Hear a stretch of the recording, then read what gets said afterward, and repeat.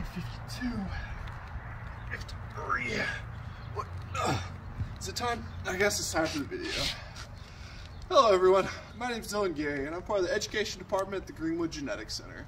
Now as part of the Education Department, what we usually do is we travel to schools all across the state of South Carolina and teach genetics and biotechnology labs to help support our students.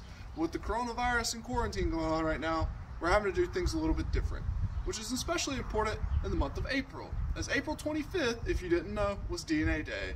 And I thought, what better way to celebrate DNA Day than to talk a little about DNA with me today.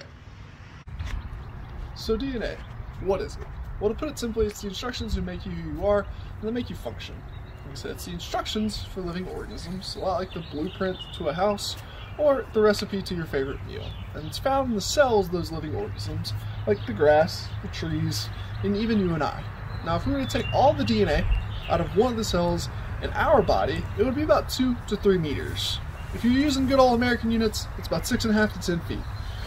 Now, if we took all this DNA out of all the cells in our body, stretched it out and attached it end to end, we can use the mile as a reference. So a mile is about 1,600 meters. So again, all that DNA from all the cells in your body attached end to end would actually be a lot more than that. It would be about enough to get to here, to the moon and back many times. Now, all that DNA that we talked about is made up of something we call nucleotides. While you have about 3 billion total nucleotides in one full copy of your DNA, or what we call your genome, you actually have 4 different unique nucleotides. You can think of these nucleotides as kind of like your DNA alphabet. While we have 26 different letters to write things like recipes, in our alphabet, there are only 4 different unique letters in our DNA alphabet. It's these 4 letters that actually combine to write our recipes, the things that make us, our genes.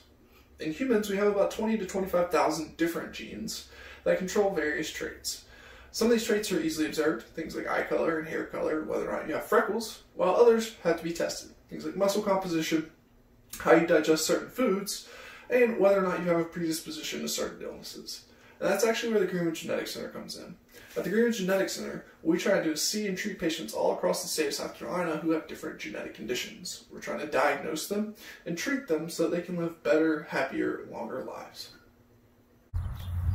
While our genes have a lot of influence on us, things we do influence it as well. Things like diet and exercise and aging play a huge role in how our genes what we call expressed. Let's take Miko here, for example. While Miko is a beautiful, fluffy boy, loves some attention, he is a Siberian Husky. He loves the cold, and he actually has a double coat. And while he does usually shed a little bit, here in South Carolina when it starts to get warm in the spring, it goes into overdrive.